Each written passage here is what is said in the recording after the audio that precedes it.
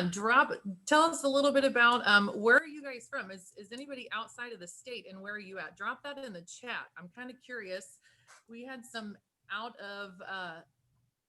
we had some international attendees register as well.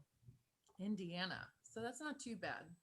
Anybody farther than Indiana yet? I'm curious to see if, I don't know what time it is in let's see, Nigeria, but we had a couple people register in Nigeria. So Nebraska, nice. Beth, we're thrilled to have you. Let's see here. Nebraska, New York. James is coming to us from New York. You know, since we can't do much traveling, I kind of feel like this is the next best thing. So again, welcome everybody this morning. We do encourage discussion. So please, if you guys have any questions, or if our speakers like blew your mind with something crazy, please feel free to put that in our chat box. We'll monitor that and be sure to answer any questions that you guys might have. If you're viewing this as part of a group, please put those numbers in the chat box. We're just kind of curious if anybody's having a viewing party. I mean, ain't nothing like a grain safety party. So please drop your numbers in the chat box if you are viewing it as a group, so we know how many people we really reached. We do encourage you to put your video on. So thank you to those lovely faces I'm seeing right now. It just helps our speakers and other attendees connect with people. And I know it's really tempting to have your video off, but we do encourage you to have it on. So thank you guys so much for doing that. We will share all of the slides with you and additional materials after the event. So please take a look at your emails after this event. We'll be sure to communicate with you guys on all of those items. So we will share the presentation, so don't worry about that. And you will receive a certificate of participation as well. So, but of course, let us know if you have any questions about that. Again, drop those items in the chat box, which if you're not familiar with Zoom, you should be able to scroll down towards the bottom and see all the master controls that you have. So if you click the chat icon, you should see a little box pop up. And if not, feel free to drop us an email. Alex, do you mind putting the email for the coalition in the chat box? So if anybody has any problems with their Zoom controls, they can let us know. The Grain Handling Safety Coalition is grant funded by a Harwood grant. And so for that, we do need to count numbers, which is questions. So it's just a quick evaluation for us just to kind of track those numbers. So if you don't mind participating in those test questions, that'd be wonderful. This event is hosted by the Grain Handling Safety Coalition. You can see the pre-test. So there's three others I'd like to recognize. We have Isa, who's with University of Illinois, and Catherine Rylett and Alex Gaither. Those three individuals are the heart of the Grain Handling Safety Coalition and do a lot to make these types of events happen. My name is Jody Brooks. I'm here to moderate today and are really glad to have you guys. So you can see again, we have our test there. So we'll give it a few seconds. While you guys are finishing up that pre-test, I'm going to go ahead and introduce our first speaker, Salah Isa. Dr. Isa is Assistant Professor of Agricultural Safety and Health at the University of Illinois in Urbana-Champaign, go Illini. He's interested in injury prevention, evaluating new technologies, and implementing technologies that reduce or remove hazards. He is the project director for the OSHA Harwood Grant, supporting this training program and other training programs conducted by the Grain Handling Safety Coalition. So Dr. Isa, thank you so much for joining us. I will hand it over to you. I know that we do have some polling questions. Don't forget to scroll down, if you don't mind, to make sure that we catch all of those questions and answers. So Dr. Yes, Isa, and so far we have about 29 who's voted, so I'm sorry. if there's anybody else left, please feel free to.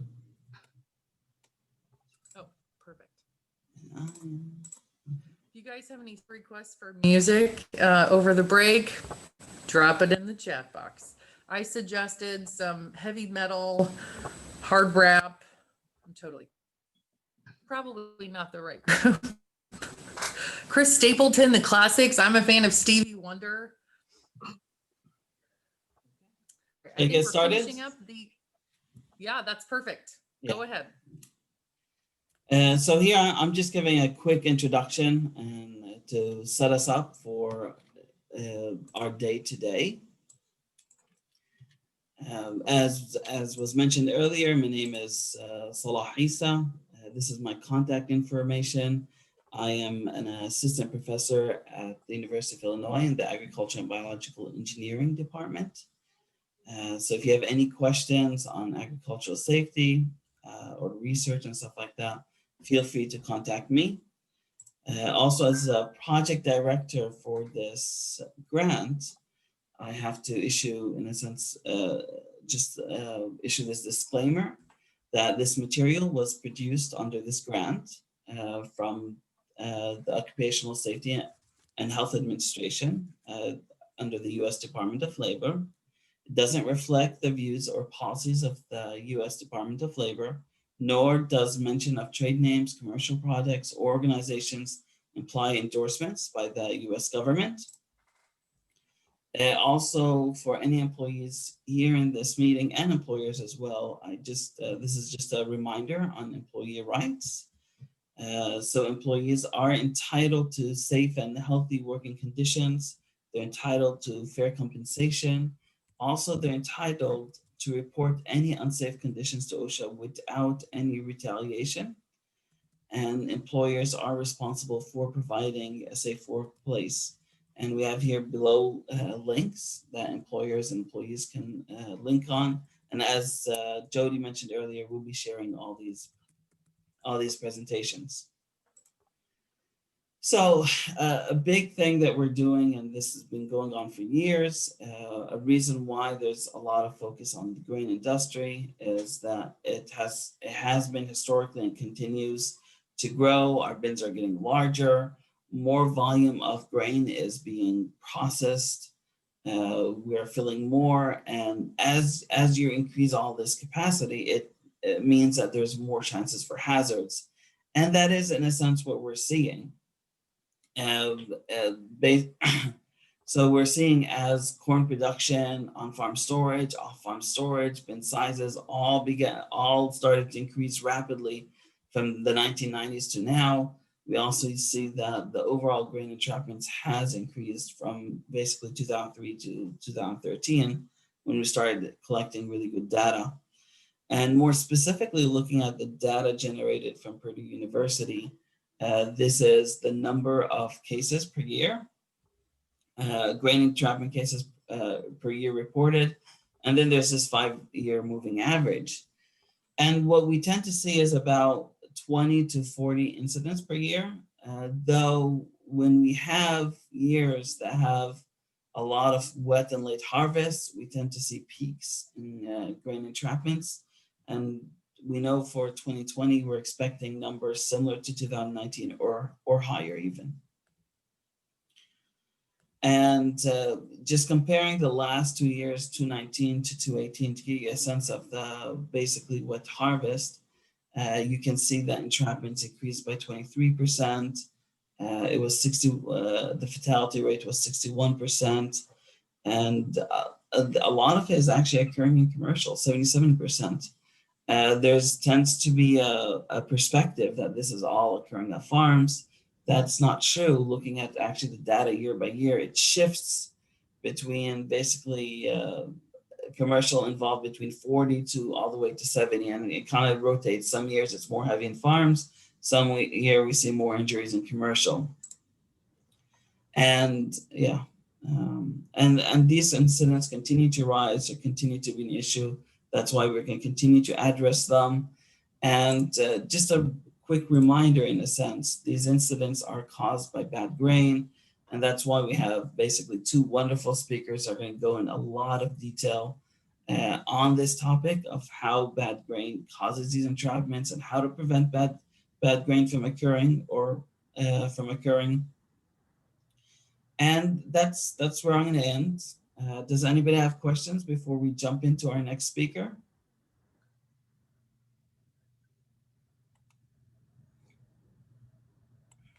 We will jump right ahead because that's the meat of our topic, right? So it's my pleasure to introduce Dr. Kent Roche. He is an associate professor at the Agricultural and Biological Engineering Department at the University of Illinois Urbana-Champaign. He conducts research on issues related to grain processing. So he does a lot of teaching on fundamentals of heat, mass, and momentum transfer, grain processing, grain drying, and storage systems. And without further ado, I will give it over to him. Okay. Thank you, Salah. Let's see here if I do this right. Okay, can everybody see my screen okay? Yeah, it looks perfect. Okay, well, good. Good morning, everybody. Yes, my name is Kent Roche. And let me see if I can get things to advance. I'm in the Ag and Biological Engineering Department, as Salah said. So one of the courses I teach is on grain drying and storage systems. And that's what I'm drawing from today for my presentation. Getting grain into the bin is a series of steps, sometimes very hectic steps, and we can use aeration in a couple places. One place is if you have a wet holding bin, you can use aeration fans to bring down the temperature as you're waiting for the grain to move into the dryer. But the key place that I'm going to be talking about today is aeration as it's involved in a storage facility. Before I get to aeration itself, there are many things that play into how well we can store grain.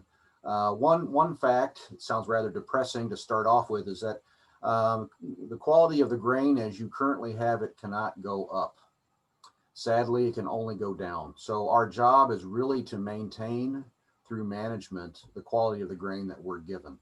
And that involves controlling the moisture, temperature, and the biological activity that we have going on here. So there's many pieces that lead into management and aeration. But probably the most important thing is getting the correct storage moisture for the length of time you plan to store your grain. You're probably used to hearing about good moisture content for corn, for example, as being 15.5 or 15%. That's for short-term storage. And you should also keep in mind that measurement of moisture in a gigantic grain mass is not an easy thing to do. So the drier the grain, of course, the more time you're buying to hold your grain for when you really want to market it. So there's plenty of moisture regardless of what temperature you dry it down to. That's the key thing here. Average moisture does not guarantee storability. Storage moistures are a distribution, not just an average. The maximums are really what cause a lot of trouble.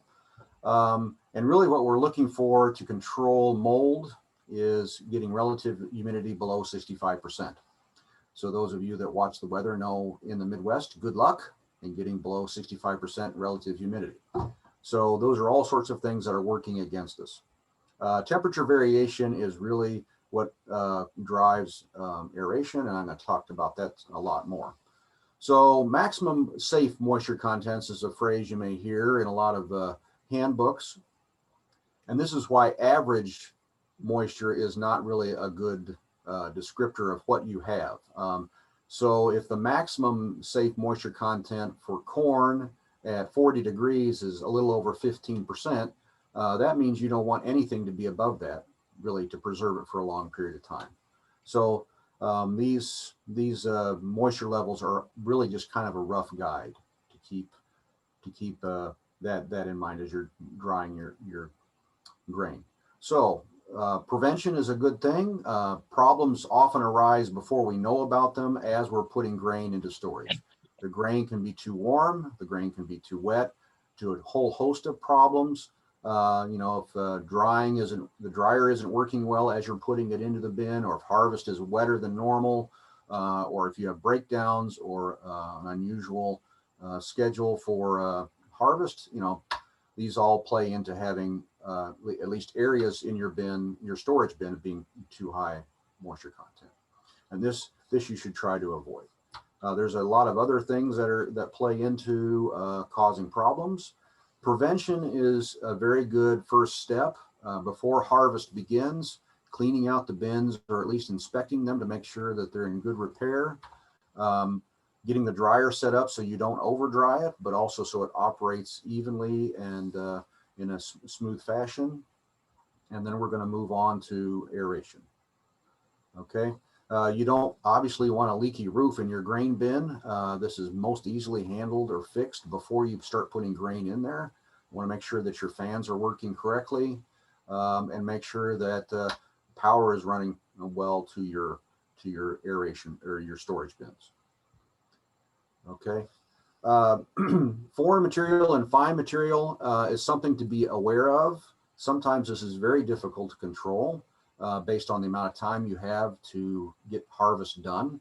Sometimes harvest goes at a much higher pace than other times. Sometimes you've got beautiful forecasts for a couple weeks out, so you can relax maybe a little bit and not go so crazy with drier temperatures, while other times it's dry it now or never dry it type scenario where you're going to run the dryer at maybe a maximum temperature, and that might give you higher foreign material, fine material that you have to manage after the dryer. But this all tends to make aeration more difficult. So the first thing to be aware of is that you're filling the storage bin after it's been dried. Hopefully everything has gone reasonably well, and you're filling up the bin. What I would say unavoidable is this spout line. Yeah, if you have zero fines, you won't have a spout line, but typically as the grain bin fills up, the fine material tends to concentrate in the center, and the good stuff tends to roll a little bit outside the center.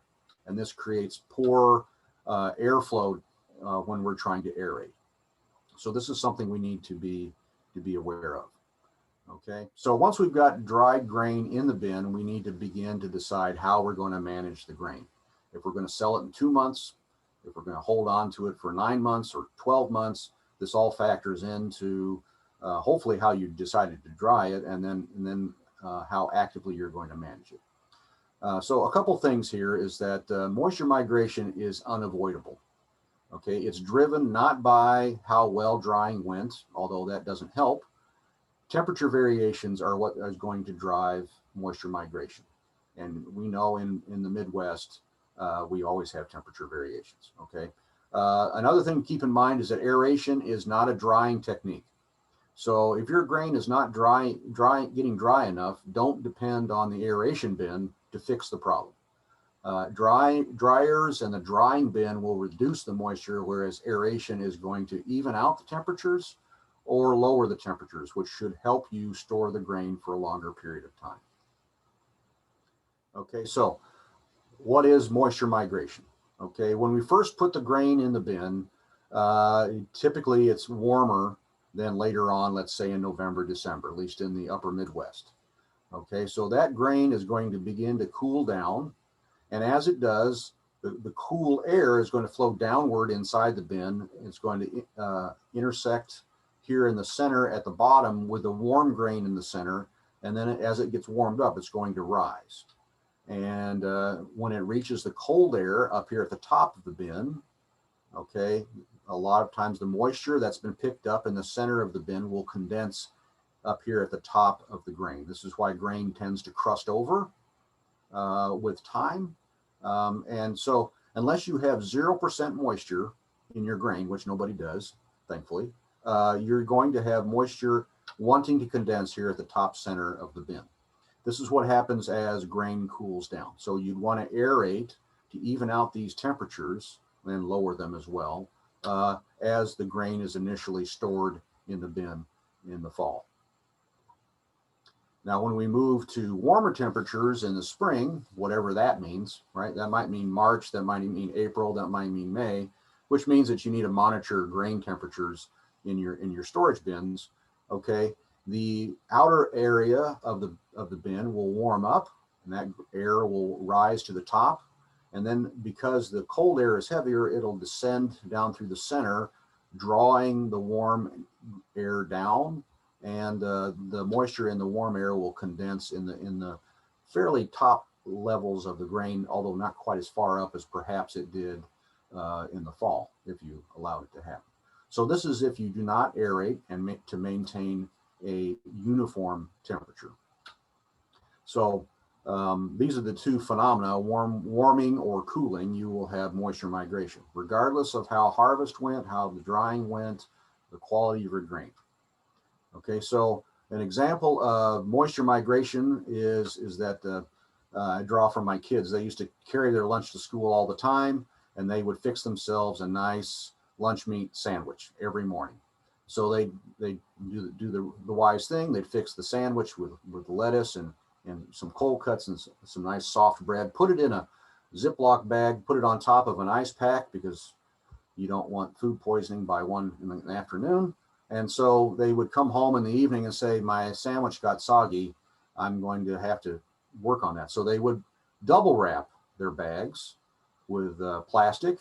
And they even went so far as to wrap that with tin foil, thinking that that was going to help, because they were convinced that moisture from outside was getting into the bag. And I told them it's not going to do you any good. But since I was a dad, nobody paid any attention. So they'd come home the next morning or next evening and say, yeah, my sandwich got soggy on the bottom again. And the reason why is that unless you want toast with beef jerky, you're going to have moisture inside your sandwich bag.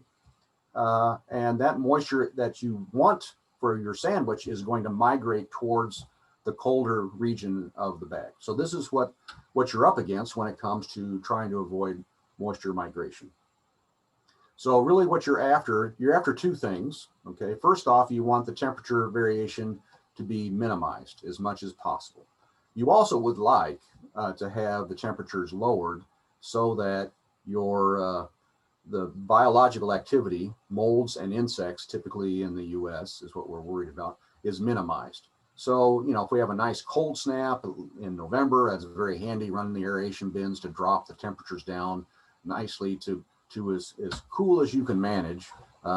If you're in North Dakota, the temptation is to go ahead and put it in the deep freeze, but I don't think if you're in North Dakota, you really have to worry about getting cold temperatures, right? But generally speaking, it's a great idea to make use of the initial cold weather to reduce the temperature of the bin, because that's going to reduce the insect and mold activity. Lower temperatures always help with that. However, grain is a very good insulator. So as the weather changes, you have to aerate to keep the temperatures within 10 to 15 degrees of the average outdoor temperatures. Now that can be difficult. That's just kind of a rough idea. So the minute we have a warm spell, you don't necessarily want to turn on the aeration fans, or if you have a cold snap, you don't want to turn them on again, because it takes time for the heat to transfer. That's because grain is a very good insulator. And if you think of a typical home having a wall R value, insulation value of about 20, an 18-foot diameter bin has an R factor of about 108 going from the wall to the center of the bin, which is a lot of insulation. So it's not, the center of the bin is not going to change temperatures rapidly at all compared to the outer layers. And this was done in some simulations. This is from a Midwest Plant Service handbook that shows that after 10 months, the temperatures were beginning to warm up in this bin of grain. This is a 60-foot diameter bin. You can see the temperature variations are right out here at the very outer edges, where the center part is really still quite cool. And that would be great if it's just a short-term warming trend. You know, I wouldn't bother turning on the aeration fans, because you can see the moisture content really hasn't varied very much. They did a good job probably of cooling this down in the fall.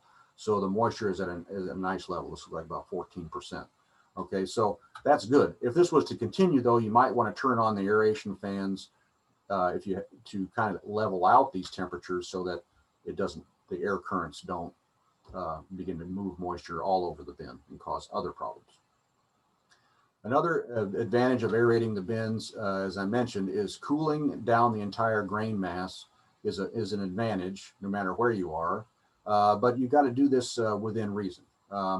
If you could get the temperatures down below 50 or 40 degrees, you really have done yourself a favor.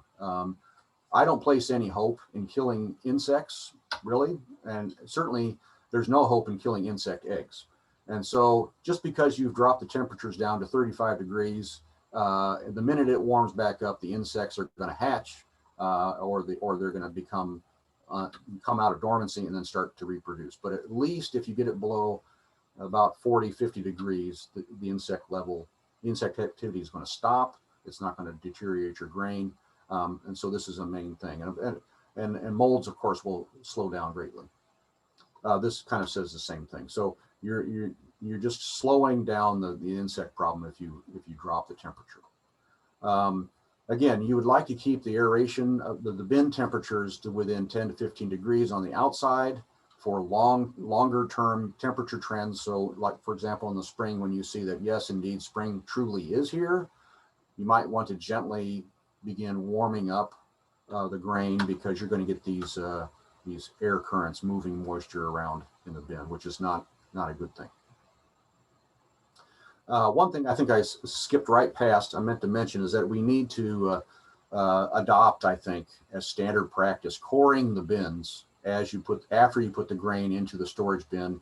The coring practice is a very good low-tech, low-investment way of getting the grain ready for long-term storage. I think even if you were to draw the core down and put it back on top, you're probably better off than if you did nothing at all. But drawing down so that it's level or slightly inverse is going to even out the fine material that gets built up there in the spout line. Some typical airflow rates will tell you that aeration is not going to dry the grain. It's usually about 1/10 of CFM per bushel, up and even lower. So this is not going to dry the grain, but it will control the temperature. There's some lot of good technology evolving out there, or emerging out there, that will help you automate aeration controllers. So if you have some good weather that only lasts for a couple days, that's great for aeration, you can have them automatically turn on and then turn off, and not have to go visit all those fans. Relative humidity extremes generally, for us personally, probably are more noticeable than in the grain. It takes a long time for high humidity to really affect storage moisture, give within reason. But you don't expect the moisture to change more than about 0.5%. Here's a couple references that I recommend. The Midwest Plant Service puts out a great storage handbook that I highly recommend. It's about the best thing that I've been able to find. That I would refer you to that. And this is just a summary of everything I said. So I'm not sure where I am for time, so I'll just stop right there. So happy to answer questions now or later. Dr. Roche. Does anybody have any questions for him immediately? We will have periodic Q&A throughout this session. If you have any questions, don't hesitate to drop those in the chat box. Here's our post-test question for Dr. Roche's segment. So interesting. Aeration is such a critical part of keeping grain, keeping quality grain. So thank you for that information. Okay, got our test results coming in now. Special shout out to our friends in Nigeria. They made it. It's about 5:30 there. So thank you guys for joining us. I think you win the long distance award. So thank you for that. As we finish up this post-test, I'd like to introduce our next speaker, John Lee. I actually had the privilege of working with John for 12 years. So if you need some good stories, call me. This dude knows his stuff though, so I'm thrilled to get to work with him again. John is the director of the Safety, Health, and Environmental Services Program at the Grain and Feed Association of Illinois. Here he focuses his time helping grain handling facilities navigate safety and compliance issues, and plays a consulting role in regulatory matters for EPA and OSHA. So John is definitely a guy you want to have on your side. Welcome to our safety geek extraordinaire. I say that with all the love in my heart, John. Let's welcome John Lee. Welcome, John. You're Well, thank you, Jody. up. Thank you. Can you hear me? Yeah, you sound good. Does my screen look good? You're ready to rock and roll. Everything's All right, on par. thanks, Jody. And we do miss you at the grade and feed. We'll take you I back. miss you too. So basically, so my topic is going to piggyback onto what Dr. Roche said. What I'm going to talk about is, okay, you didn't follow Dr. Roche's principles, and now you got a mess. What do you do? Or what can happen to you, and what can you do to get the bins? You got a clumped up mess in your bin. How do you get it out safely? That's the gist of what I'm going to talk about. That's me, Director of Safety, Health, Environmental Services. Is my contact information. Been doing that a long time, like Jody said, 23 years, and I'm still only 38 years old. So that's started young. So when bin entry fails, this picture here on the right, this is a actual engulfment that happened in Ohio, I think in 2019, from the harvest of 2019. I think it might've been in 2020 when it happened, but you guys that have been in grain bins and dealt with the quality of grain bins, what do you think caused this? Moisture, and you got a mess in there, got molds, you know, like Dr. Roche said, I wrote it down, basically high moisture grain equals mold, equals heat, equals clumps, and then you got potential engulfment because they can't get the grain out of the bin and somebody goes in to make it flow. And that's what happened here. The base, go to my next slide here, or my next content. 70, I think he was 72 years old. He went in this bin with the unload running with a piece of PVC pipe, and he was standing on top of it, poking down and trying to unplug the sump as it was being unloaded. And it got him once it started flowing, and he was along for the ride. So really what Dr. Roche talked about and what I'm going to talk about are really coincide. My last statement there on the bottom of this slide is grain bin entry safety starts with good quality grain management. If it doesn't look like that picture on the right, if the grain's flowing out great, no problems, people don't get engulfed. It's when there's a problem like that. Here's an example. This was in North Dakota. I don't know if we have any North Dakota people in the audience, but this was in Lincoln, North Dakota, a farm bin. And I believe the way I read the article, the victim was totally engulfed, totally submerged under the grain. And can you imagine what that would feel like? All the pressure, it's dark. So they knew it. So they, it says in there in the second bullet point there, in a race against the clock, dozens of area first responders rushed to the Lincoln farmstead while Novak, a volunteer fireman, went down the road to get a backhoe to tear the bin open. So this victim is totally engulfed. And when that happens, you just got to get them out fast. I mean, they usually cut holes like triangles, upside down triangles, but they used a backhoe. So this person fortunately was rescued. And it said rescuers finally came upon the man just before 2 that afternoon, still alive after breathing through his teeth for most of that time. And it was more than an hour. Could you imagine what that would feel like?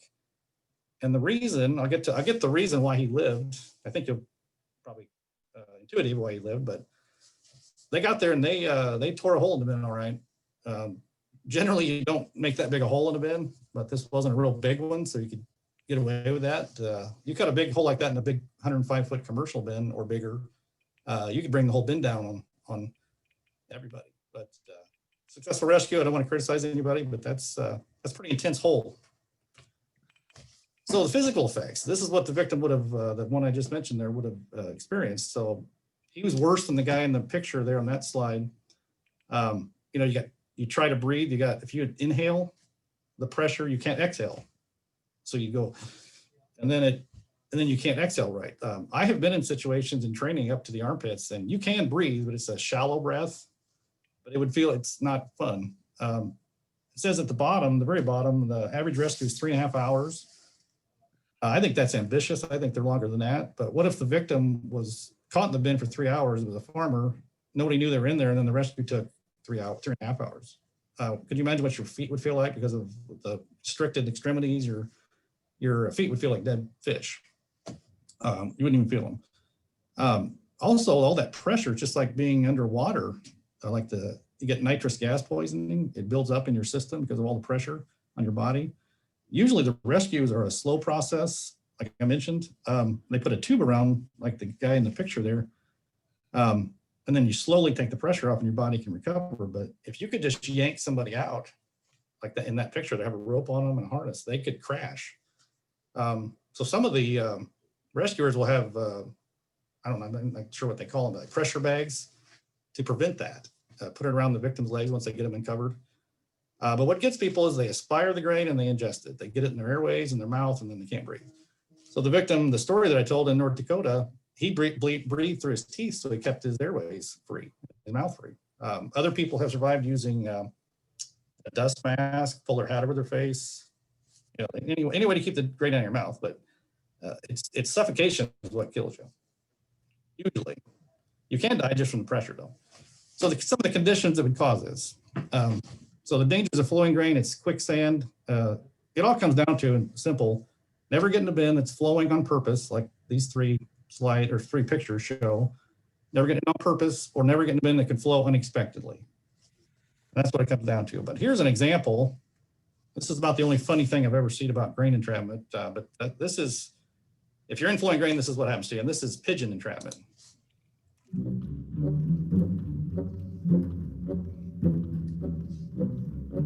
So I think it's funny, but this is some processing plant in Europe, and the pigeons are eating the grain and then they're just following it down. But in all seriousness, that's what happens to people. You're standing on it with a rod, you poke it. That last bird put his wings out, or her wings out, and nothing still went down. So if you're in that grain stream, you put your arms out, it won't do any good. You're just along for the ride. Not a fun situation. This is one of the poll questions, I think. From my experience, number one cause of grain entrapment, commercial and farm, is somebody going in with a rod, and it's usually to unplug the sump. Like in the picture on the left, the victim is, he's got a job cut out for him there. That bin is so bad that the bad quality may save his life. It may plug again once it gets it flowing. It may plug again before he goes all the way under. But that, from my experience, that's the number one cause. What do you? I know there's some grain guys in the audience. What do you think those PVC pipes are for? They're holding. Are they holding that door open? That's a rhetorical question. They're not. Those rods are sitting there because somebody can grab them. If something plugs up, jump in there and poke the hole out. That bin's pretty well empty.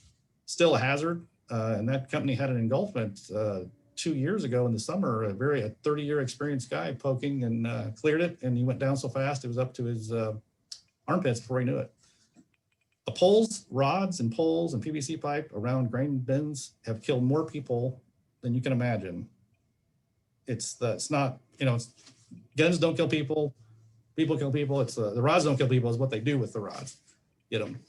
So don't rod grain is my gist of all this. With the unload running, you can do it safely, but you need to tie off, and I'll talk about that here in a minute. Also, having trouble.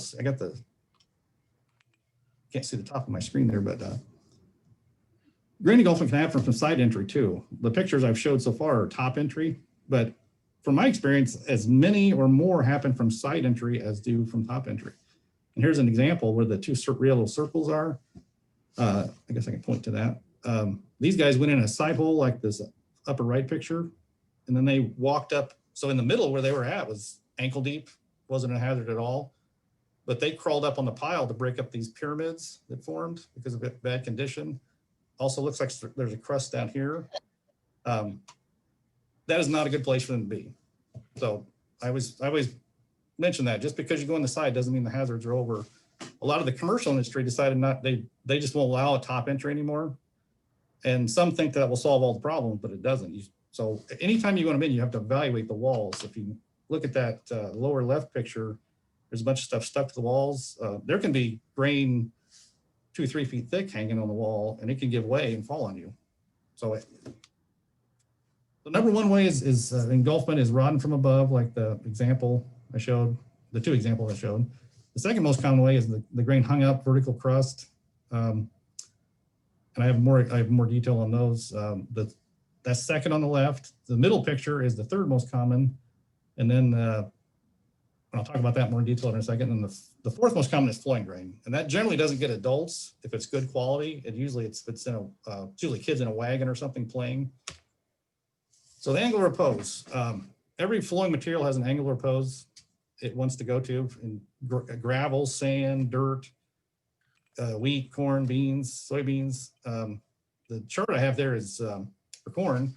And corn is usually 21 to 23 degrees. I had a real scientific method I used one year. I had a 6-foot piece of 2x6 with an angle finder, and I went in a bunch of grain bins and I set it on the pile. And my conclusion was it's closer to 23, but it depends on moisture, the form material, all kinds of things.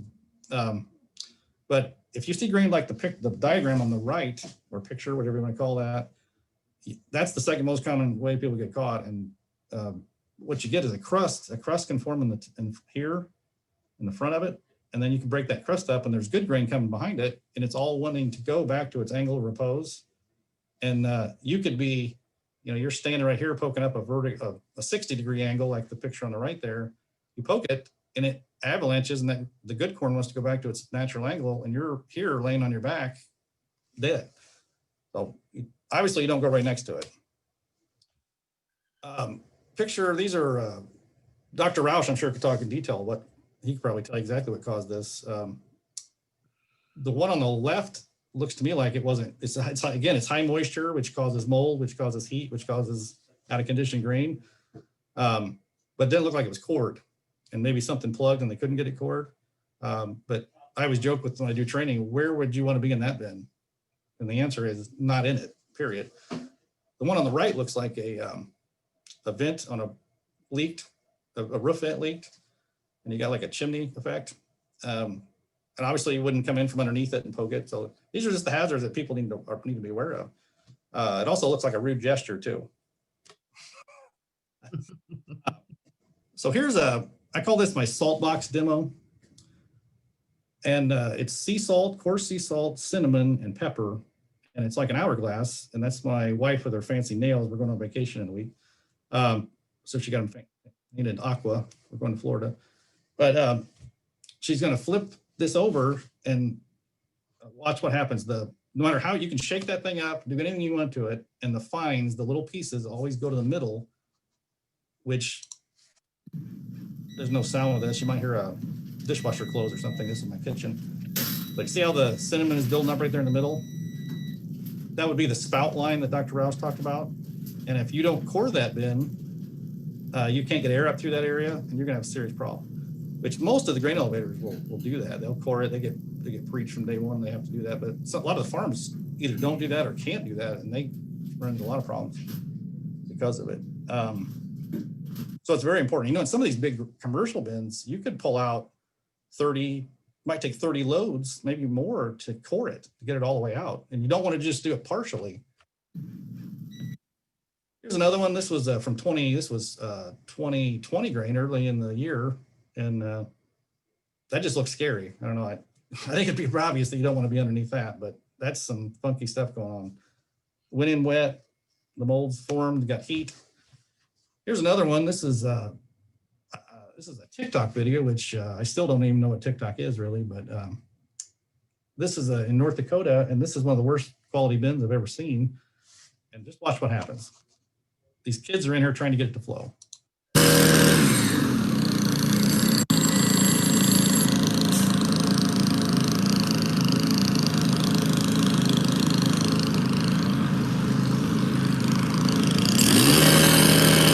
First question would be, should they even be in there? And the answer is heck no, they should not be in there, period. I've never seen a gaping hole like that in a bin before. And that kid, what he's using there is a steel weed trimmer with a tiller attachment. And it's got like a cultivator type thing where you can go between the rows of a garden or something. And he's using that to break up the grain. It looked like it's working very well. And I'm not giving any ideas here. But if he gets through there, he creates that channel through there or tunnel through there. That whole thing could collapse, and all three of those people could be down in that hole. And who knows how deep that hole is. Let me play this again.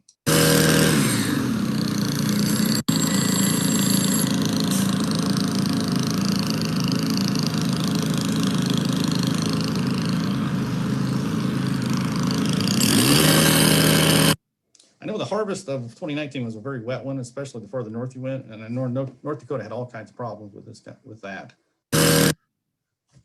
And then the third biggest cause is bridging. And Jody, am I good on time? Good, okay.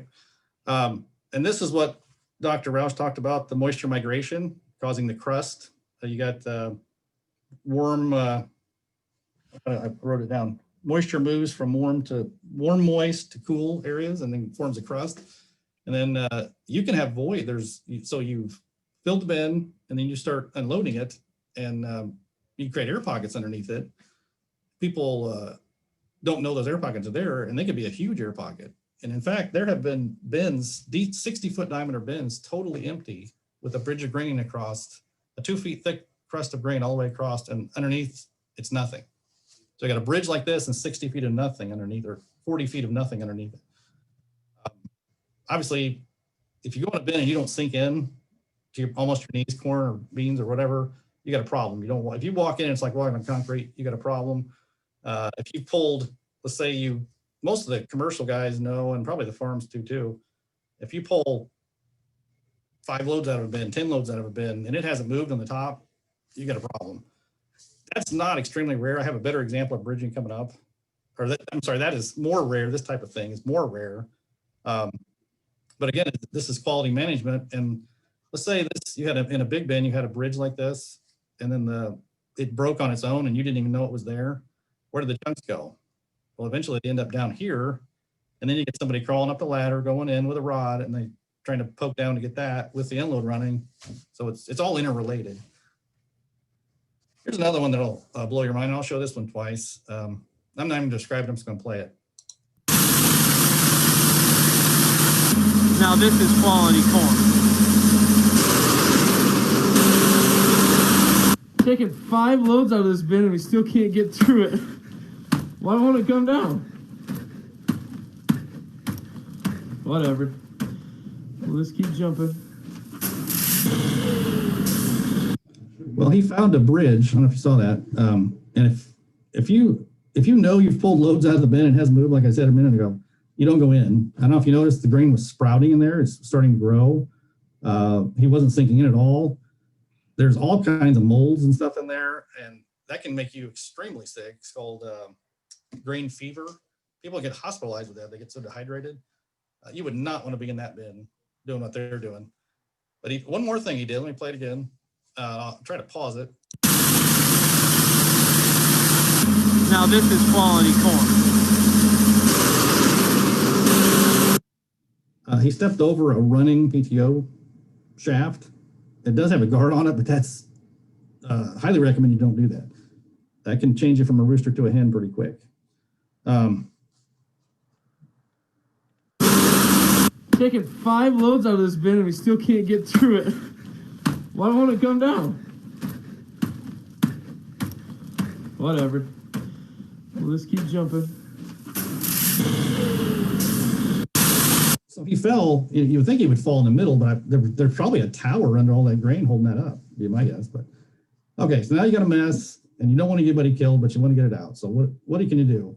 Well, the key thing is don't go in there. Try to get it out without having people in there. You've got to follow procedures, and we'll talk about that. So these are alternatives to bin entry, and a lot of these are known and used and probably won't be a big shock to you. Some of them might be some good ideas. But this is circle with lines through it. This is something you do not do. This is looks like an M80, some sort of explosive device, probably like an 1/8 of a stick of dynamite. And they got a mess in this bin, so watch what happens. They drop that lit. I'll just play it. Corn is bridged up. Trying this one.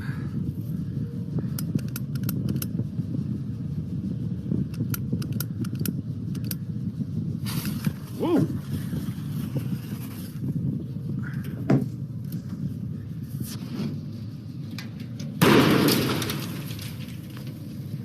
That is, I can't tell you how dumb that is. That's off the charts stupid. Take for a grain dust explosion to happen or a grain flash fire, it takes heat, oxygen, and fuel. And what have you got in that bin? You've got grain dust, fuel, you got oxygen, and he threw an explosive device in there. Not smart. Do not do that. That was just a stupidity thing to show not to do. I've heard of other people shooting big towers of grain with shotguns, and usually that stuff doesn't work. Alternatives. So some of them are, like I said, are pretty no-brainer. Others are you maybe get enlightening to you. So number one, turn the fans on. The 65-foot tall tower of grain that I showed that picture, that company got lucky. They opened up all their sump holes, turned the fans on, and they just let it run for about 3 weeks, and chunks of it would fall off, and it got down to a manageable size, and everything was great. Just leave it and see what happens for a while to do that. Also, you can rod grain from the tunnel, which I'll show you an example of that. Use a pole to reach or knock down grain from the door by being outside or on a ladder, outside preferably. Works better on farms than it would on commercial bins. Use a grain vac to clean it out, compressed air to dislodge it, or hire commercial service. So here's an example. So this is where the circle is with the arrow pointing to it. That's a plate, and there's a hole there. And reclaim, this is a tunnel under the bin. So this is the sump. The grain drops into this conveyor, and then it's conveyed back to the leg. So you take this plate off, there's a hole. You can stick the rod up in there rather than going on top and poking it, which causes the most engulfments. You can poke this way. There's hazards with this, but greatly reduced. You're not going to be engulfed doing this. Maybe a back strain or something. This is a more modern bin, more newer style bin with the above ground tunnel. And for some reason, most of these tunnels, the tall tunnels are like 5.5 feet tall. It drives me insane. I couldn't imagine working there. You have to squat, but it's great you have them. But also that poking, there's this area comes open and he's rodding up through inside of there. And that's a much better way to do it. I've seen guys with these shorter tunnels that are maybe 4.5 feet tall, they'll get a mechanic's stool on wheels, a short one, and they'll roll down there to do this kind of thing. They're fine until they hit a rock and fall off, I guess. So some of you, a lot of guys will tell me they've done this kind of thing and they stick the rod up in there and the rod's just a little bit of the rod sticking out. And they move the rod all the way around. And some of these sticks get up to be 20 feet tall or flexible like a PVC. And they move it all around. They can't feel any resistance. And what they've experienced is something like this. That's a bridge, in my opinion, a cavity, a bridge. So obviously you would not, if you feel the void in there, you don't go on top and start poking. But that's a much more common example of bridging, in my opinion. And it was probably caused by people. Well, ultimately caused by bad grain, but the void was caused by people rotting. So you don't do that, go on top. That's another situation because you may not be totally engulfed, but the void could be big enough you're totally engulfed, but you may just be caught to your armpits. The whole thing collapses. So here's some ideas. I think there's somebody in the audience that gave me this picture. This is I believe it's a soybean tank, and the soybean pods is a big problem. Everybody blames the corn for the grain engulfments, but soybean pods build up over the sump holes and then plugs it out, and guys go in there and rot it. This is the welded nuts on this slide gate, and there's threaded rods, and when they get ready to clean it out, they get done cleaning it out, they put these in there and then fill them in, and then if this plugs up with pods, they can move the slide gate back and forth from outside and try to clear it because this bin has no tunnel. This is a good thing to do if you have no tunnel. I would imagine, I don't know what the shaft that opens that looks like, but I'm guessing there's probably a persuader added to it so they can whack it with a sledgehammer because that would be hard to do that. Here's another one. This is in a 105 bin, believe it or not, an older one, no tunnel. And this is it's like a piece of galvanized pipe with a rod running through it with a bend in it on the inside, and then on the outside it looks like the upper right picture. And you can, if this sump hole plugs up, you can turn that back and forth and move it front to back, side to side and back to back, and it can clear the hole. The guys that have this said that rod on the outside can be almost horizontal, and this one hasn't moved yet. It can be that tough. But anything, these are more things you would do, like that could help you for this year, but next year if you put these in, it might help them situation. Other things you can do, like Brock grain bins has this thing called a well guard, and it prevents the clumps from getting in there. It kind of disperses. I think the theory is it breaks them up and pushes them to the side. And that's what the rebar homemade one here is. I've seen these over the years. It kind of disperses the grain around the hole and it keeps going in. What they really can do is disperse all the chunks around, and then you got a big hollow tube, and then eventually you get a mess. Better, worth a shot if you got a problem. And then there's several things like this around. This is called a Mighty Mini Sump Saver, and I think it's hydraulically run from the outside, and you put this near the sump hole, and it churns like a tiller, and it breaks up the chunks. And one thing I forgot on this one, you definitely not want, when you get ready to fill the bin, you would definitely not want to leave this rod across the hole. You pull it back. You don't want any extra restrictions over that hole, because that rod may cause problems then. Yeah, this one. Here, I mentioned the rod from outside. This is 2020 picture in Northern Illinois. They told me they're at the door. It wouldn't surprise me if they were standing on the grain, but you shouldn't do that. You should be outside. And they also had I don't have the picture, but they have a greenback. They're sucking, basically they're breaking it up and it's being sucked out with a greenback, which is my next thing. Was a good thing to say. The grain elevator guys hate greenbacks. They're a great tool, but unloading a whole bin with a greenback is a nightmare. It's a lot of work. Those hoses get heavy. But if it's really bad, maybe you could stand at the door and fish the hose in and undermine a problem and let the clump or the chunk or the big tower fall on its own.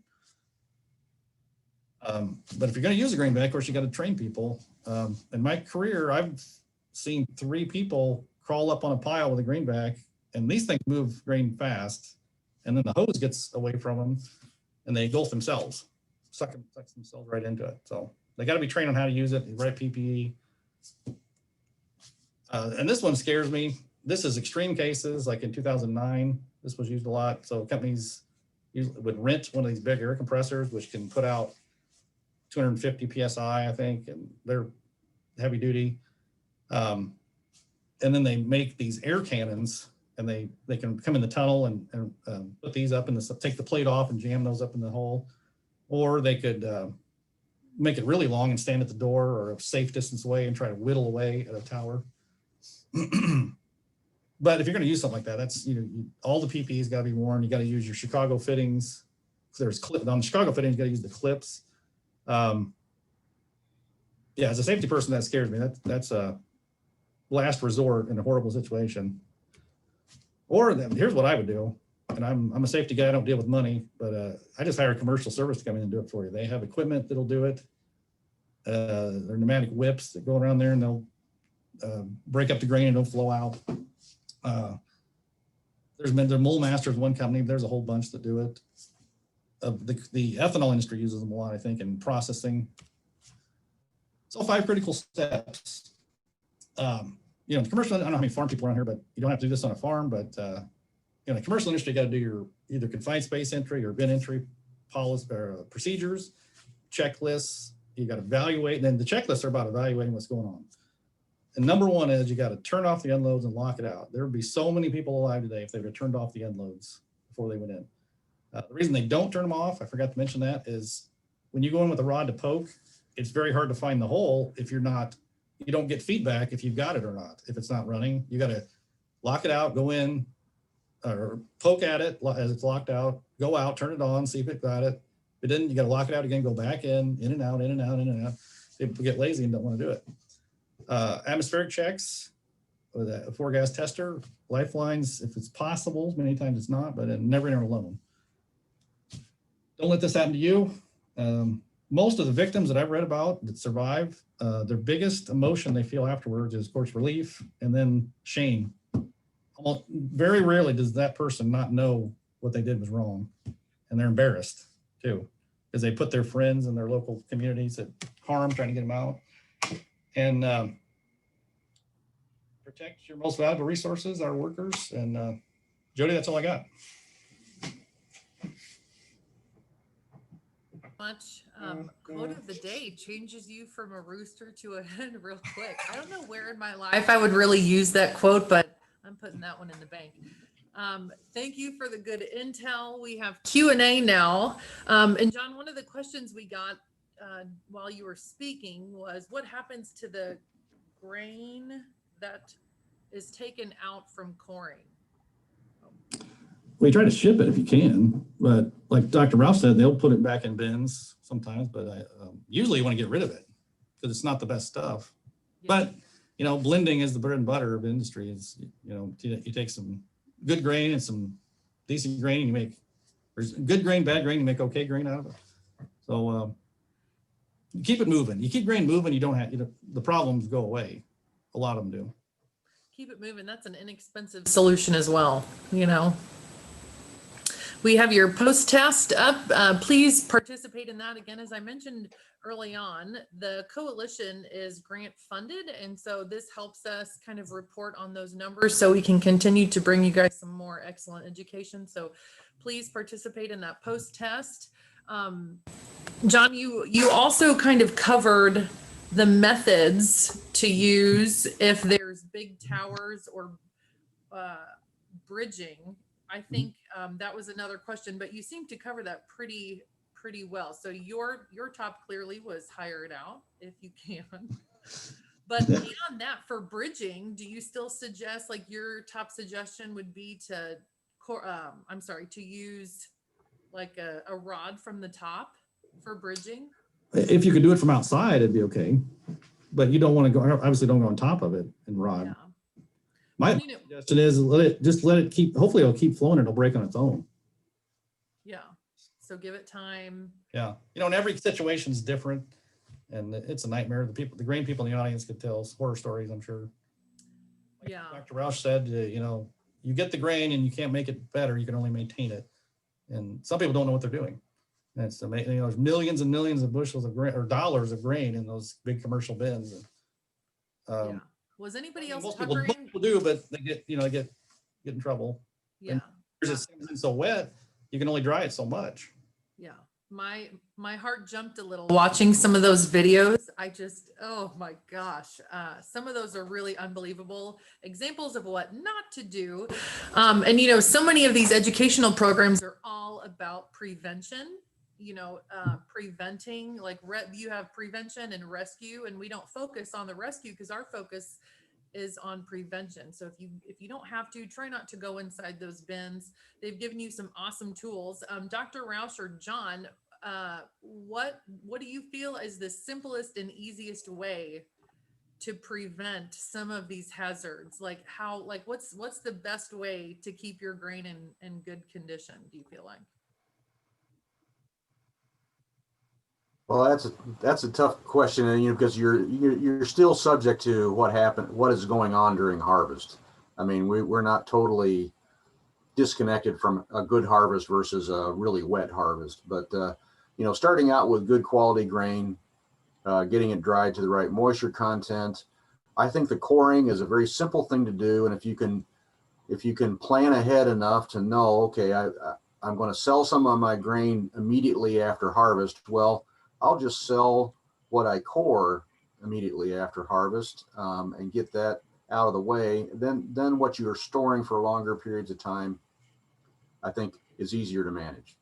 The other thing is to plan for unexpected changes in your strategy. I think a lot of people say, well, I'm going to sell this grain or market this grain in February, and the markets are terrible in February, so you postpone marketing your grain till April, and the grain storage system wasn't set up for that. You know, you didn't set up the bin for that. So it's just, I don't know, try to buy yourself as much insurance as you can in terms of good moisture, good temperatures, and evenly mixed grain, however you can do that. Okay. John, we did have, you had mentioned compressed air, and there was a thoughtful comment that said it shouldn't even really be considered, which is, I think, kind of what you were conveying, like if it gets that bad, hire a professional. But what are some of your concerns when using compressed air? Like you had mentioned that it shouldn't be done, but why is that? Like, what are some of the safety hazards? Well, if it can blow apart, there's so much pressure there, the fittings can come apart. If you don't put the clips on the Chicago fittings, that can come apart. Flying debris, heat, that hose is there, that air cannon is going to get hot. The people that have done that had to use welding gloves to protect their hands. I agree with the comment. I probably shouldn't have put it in there, but I've seen it done. And in the future, I probably will take that out. That's probably a good idea. Well, I mean, it happens. It's a real part of the industry, so you might as well address it. There's lots of things clearly for your videos that shouldn't be done, but this is why we try to educate everybody. So thanks for that. How do you feel about using a lifeline while poking on top of the grain to keep you above the grain if it drops below you. So how do you feel about a lifeline, using a lifeline inside the bin? Well, then they should be, if the OSHA rules for commercial industry, if you go in a bin, you're supposed to, and you're on the grain that poses an engulfing hazard, which is more than waist deep, you're supposed to have a way to keep yourself above the grain. So you're supposed to have a lifeline on. The problem is a sloped roof corrugated bin, where are you to tie to? You got 100-foot, you've got a 100-foot diameter bin that's coned up like this, and the entry door is over here, and it's 51 feet to the middle, or 51 feet to the middle, not 52 feet to the middle, I guess. Is that, and you got your rope tied to the door? Is that going to help you much? I mean, you need, if you can have some sort of an overhead anchor point, I still wouldn't do it, but the only way I would even consider, I shouldn't even say consider it, but you'd have to have an overhead anchor point if you're going to go in and poke like that. Being in bin with bad stuff like that, just don't do it. Yeah. Excellent. And one lasty before break, should you mix new grain crop with old grain already in storage, or does that just cause more problems? Is that for me? Either one. That's probably more of a Dr. Roche question than me. I'd say, I mean, that's, I'm gonna give my opinion. Yeah. Well, I think what you're doing is you're adding good stuff to bad stuff, and mixing is a very big challenge.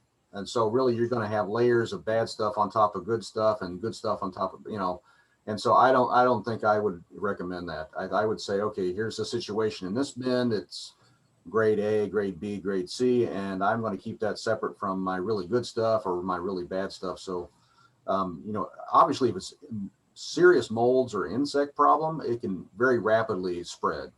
So, you got to keep that in mind. But I would think just the number one thing is you're not going to get even mixing. It's very difficult to do that. So I would avoid mixing the two together. Okay. Well, thanks to you both again. We will hear from John Lee again in our second segment. So just a reminder, we will share all these presentations with you guys after the event.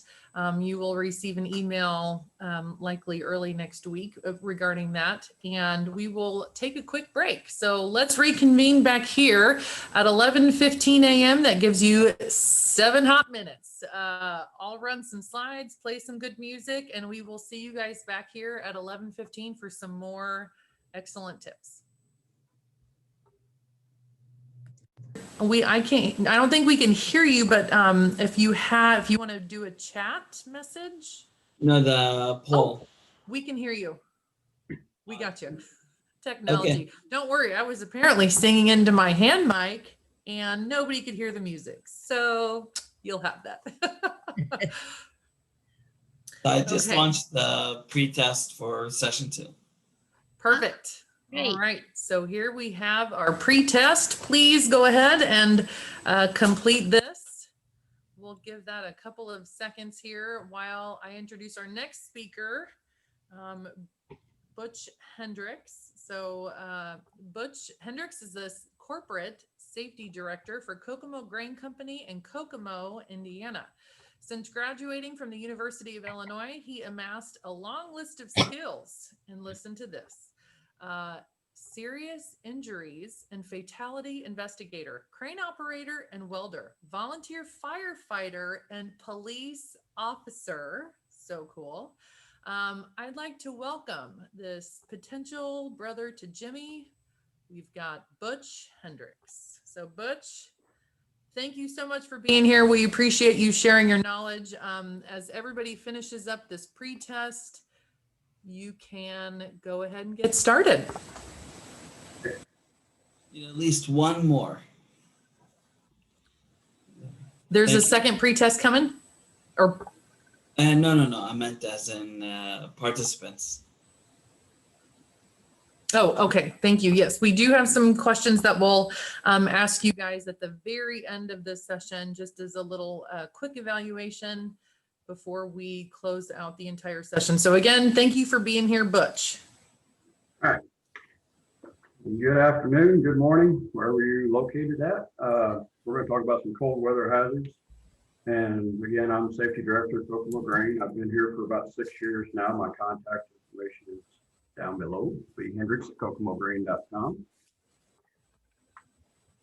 So when we talk about winter, the next first thing you want to do is when you start clenching your teeth, you relax and kind of move around a little bit. You want to kind of relax whenever you're moving on the ice and slick surfaces, because of the fact when you tense up, that just makes you more likely to fall, and then also more likely to be injured when you do fall.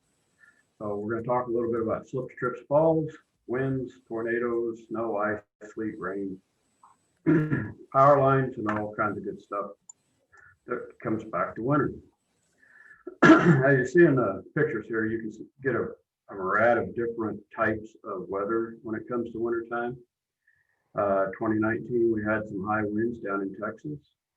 In February, some floods in Virginia. Oklahoma, we had ice.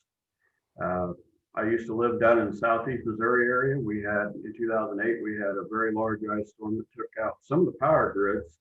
Some of the remote areas didn't even have power for almost a month. Nebraska, well, you guys have your notorious blizzards. And I believe I've been to South Dakota a couple of times where that's been popular. So when we start talking about walking in the wintertime, you want to walk at a slow pace, kind of be able to react quickly to changes in traction, because these really, what you may be doing is you may be walking on some snow and then there may be ice underneath. So when you do that, you're gonna have a slip and you could fall, potentially get injured. A big portion of injuries and or lost time accidents are related to same level slips, trips, and falls. So when we do the walking, we want to keep our feet wider apart. You're going to kind of take it slow and easy and shuffle, or not really a shuffle, but it's going to kind of a penguin waddle, if you will, and then kind of keep your core tightened up so you're not going to injure your back. And here's kind of a demo on the video here about walking in the ice slick stuff.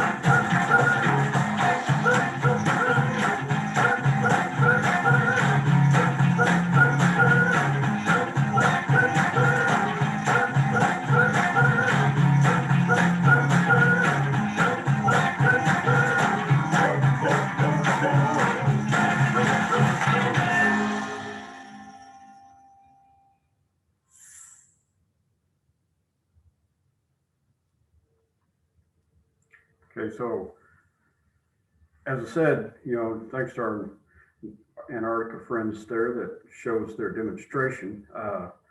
When we start walking, another thing is the less surface area you have on your shoes can also be beneficial as far as walking. And then of course, wearing the Yak Trax cleats or something like that on with your footwear will also help with that.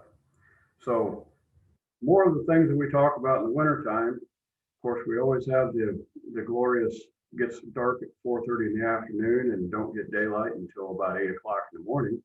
So with that, we want to make sure we have the areas lit well where we're going to be working, walking. If you have pass outdoors in a work area, it may not be a bad idea to get somebody in early, get those surfaces cleared, put in ice melt on the work areas or whatever, just to kind of help keep it from exposing other people. So in the fall, of course, the leaves fall. They'll gather up around buildings with the wind and everything. So make sure you keep those clear, because when it falls underneath and it starts melting, you got slick, wet, decaying leaves under there as well. Same thing with grass and lift posts. So ice has a lack of grit.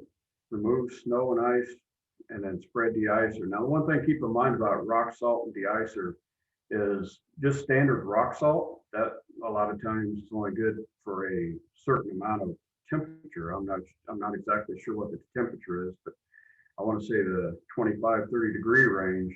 And then most of your ice melts are actually good for way below zero. So if you do use rock salt only, if you're in a warmer environment, you may be able to get by with the rock salt. Sometimes it's best to put some sand with it too, and kind of help give you some grit until that rock salt starts working. So one that kind of terrifies me a lot of times, we load rail cars, and in the wintertime when we start having people crawling on and off the top of the rail cars, we have platforms that are actually on the side, and we have fixed fall protection systems over the top that travel on the rail. And so, of course, before they even go onto the surface, they have to pull the self-retracting lifeline out, hook on, and before they cross over. Therefore, when they are on those rail cars, when they're slick or loose walkways or whatever, then you have some fall protection, because falling from the top of a rail car is not a good option. So anytime you are out on rail cars, always want to try to move those things up to where you can get that fall protection in place. And always watch out for the power lines when you're in those areas. Because the power lines, a lot of times what they'll do is they'll start sagging whenever you start getting ice and stuff on them. So they could be closer to where you're actually working on. Shoveling snow. Every year it seems like we hear of people having heart attacks and having other problems whenever they go out and start shoveling snow. There's a couple of things you can do. It's a lot of work, and if like we had snow last week, and it was a very wet and heavy snow. It was only 3 inches deep, but it was very heavy to move around, and it does make for strenuous work activity. So some of the hazards we got to kind of watch out for is exhaustion. And then, of course, you want to stay hydrated, and you're going to recognize a lot of the stuff that you see here in the wintertime is also something that we see in the summer environments too. For hydration is very important on both sides. You want to shovel often. Basically what that boils down to is if you got a 6-inch or a 7-inch snowfall coming, you might want to scoop the driveway or the sidewalks 2 or 3 times at 1 to 2 inches of snow versus wait until the whole 7 inches. Scoop just a few minutes at a time. Limit your load lift to about 10 pounds or better. That's simply because of the fact when that snow is wet and heavy, it does get very intense. And you get a shovel full, you could easily hit that 20, 25 pounds. And if you're doing your posture correctly, you're going to pick it up and you're going to turn just like picking up a box. You want to keep it as close as possible. Walk and turn as opposed to just twisting and tossing.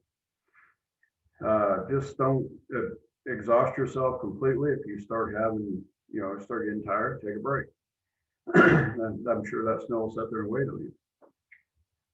Signals of heart attacks. If you start having difficulty breathing, you start having chest pains, radiates down your left arm, you got the classic signs. One that a lot of people don't really think about a whole lot is I've responded to some situations before where the people were having heart attacks and the pain was actually between their shoulder blades. So, these are all things to kind of keep in mind. So when we talk about proper shoveling and posture, you always want to try to work your way down to the bottom of the snow pile, and it may be taking a bunch of small scoops and moving them to the side, but you always want to try to keep your back straight, keep your knees slightly bent, And of course, just like in the shuffling of the penguin, we want to talk about keeping our feet basically flat-footed, because if you start trying to work from your balls of your feet, you're gonna be lessening your surface of where you're standing. That could potentially be a problem. A lot of times when you're in these areas, it's not a bad idea to wear your cleats if you have them.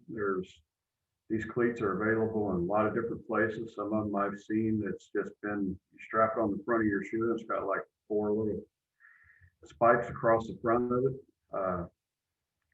Probably want to take them off before you walk in on the tile floor, or if you're going in the house, the mother and the wife may not be too happy you walk in on her kitchen floor with them either, because they can do some damage. Scoop to lift it straight up and turn and not twist. That's why one of the biggest things to keep in mind. Okay, so where I live at, I get enough snow and a lot of wind, so I can get a 2-inch snow with a 3-foot drift right in front of my garage. So therefore, I invested in a snow blower, because me and snow shovels don't get along very well, and I got an 80-foot driveway. So with the snow blowers, you definitely want to make sure you're familiar with the equipment, and that could start reading with the manual. Make sure your obstacles are clear. And when I'm talking about obstacles, there's a different number of things that could be. That could be, I've seen where a dog leash was laying out, garden hoses. If your garden hose didn't get put away before the snow came, kind of keep an eye on that kind of stuff. Make sure you know where it's at, and make sure it's all cleared up. Make sure you put your fuel in outside, because you don't want the vapors kicking on, and when your heater kicks on inside your garage, you may create an explosive environment. Walking speeds, don't have your machine running faster than your walking speed. I got a particular one I have has 5 speeds on it, and wide open, it'll actually take off pretty quickly. So be aware of that. And as another one is, a lot of people don't think about sometimes, you want to raise that up to where you're throwing it out away from your driveway, because you don't want to blow them back in. And then the other part of that is too, if your neighbor's truck is parked next door and you start hitting a bunch of rocks in your driveway and they go to his truck, you may not be too happy. Even just covering his truck with snow may not be a good thing to do. And I probably won't tell you that probably come from experience. So just keep those in mind. Those rocks sneak in on you at times. So just make sure you know where that discharge is going. And then of course, when you start looking at a snow blower, there's a reason why we have what they call a dead man switch on the handlebars. And that switch is basically, as soon as you let go of it, it shuts the auger off, it shuts the drive off. And if, being in the grain industry, you talk about that. A lot of the farms, a lot of the grain industries all know that is very similar to a sweep auger. So, maybe lessons learned from that. And you want that safety device on there, and don't bypass it, because you do not want to get this thing in there, because it can tear up your legs, pant legs, and everything else, just like a sweep auger can do. The other thing is too, is if you do start inside, make sure you have the door open, because you're going to have carbon monoxide, and make sure you are dressed appropriately. Okay, so now we kick into the snowplow, kind of stepping up the game a little bit here. A lot of people have snowplows on the front end of their pickup trucks. Some of them have snowplows on the front end of their side-by-sides or four-wheelers. Make sure you know your area and your road surfaces before you start plowing. If you drop that plow right down to the ground, and I've in experiences, I've run a snowplow before where I hit ice chunks, and I was in a tandem axle dump truck with a plow on the front, and when I hit that ice chunk in the middle of the road, it actually kicked the plow sideways a little bit. So make sure you're very well aware of that. The speeds you want to keep slow when you're plowing. I know it looks pretty cool whenever you can throw that snow 20 feet off to the side in a major arch. It's pretty cool looking, but if you hit something with that and you don't have your seatbelt on, that windshield may not be too friendly either. So just be aware of that. When you are transporting, make sure you bring it up. If you can shut your plow off so the hydraulics are disconnected and it's in locked up position, that's the best way to do it. So that way, if you bump something, it don't drop. And then also, just be aware of the fact that that big old chunk of metal laying out there in the front of your pickup truck, that's going to definitely affect the way it handles. So you definitely want to make sure you're aware of that. Make sure you angle to the right. And there's a lot of reasons why that happening is if you have it to the left and you happen to catch a snow drift along the edge of the road, guess what it's going to do? That's going to drag you right over into that ditch. And it's probably someplace you don't want to be. Warning lights and backup alarms. Your warning lights and your backup alarms are for the people that's around you, not as much for you. But if you are operating a snowplow, make sure those are on, make sure your backup alarms are working so everybody knows you're moving around. And then, because it's amazing how people these days, if they're looking down at their phone and walking along, they may walk right directly behind you. So that with that being said, you also want to make sure that you are physically looking around. Of course, we know cameras are getting pretty popular in the back end of trucks and stuff like that. We want to make sure that people are being seen in those areas. So when we're talking about winter driving, sometimes we have our own personal vehicle, sometimes we're driving for a company. Either one of them, you want to make sure that your vehicle is set up and everything is good. The tires look good, make sure they're aired up properly. If your car is actually parked in a certain direction and you got wind and ice coming in, always want to make sure that your exhaust is actually open. I've seen snow drifts blow up in covered exhaust pipes. So, that's going to back up that carbon monoxide issue as well again. If you're not real familiar with driving on this type of slick weather, because there's some places that may get 1 or 2 slick days a year. And it seems like the first snow that we see pretty much in the Midwest, I don't think I have to say it, that our accident rate goes up tremendously. And if you're driving, make sure you steer into a slide. If you have a skid, you want to steer into it and not really hit your brakes because you're going to lose control completely. Just let off the gas and start steering into it and taking it easy. Now, keep it in mind with that on the brakes. Whenever you are driving, if your brakes are ABS brakes, which is pretty much common on the newer vehicles, you do not want to pump those brakes. They do that for you when you apply the pressure to them. And then also, if you do not have ABS brakes, one of the best things to do is to put your vehicle in neutral if it's an automatic, or push in the clutch, and then slightly pump on your brakes and start slowing down.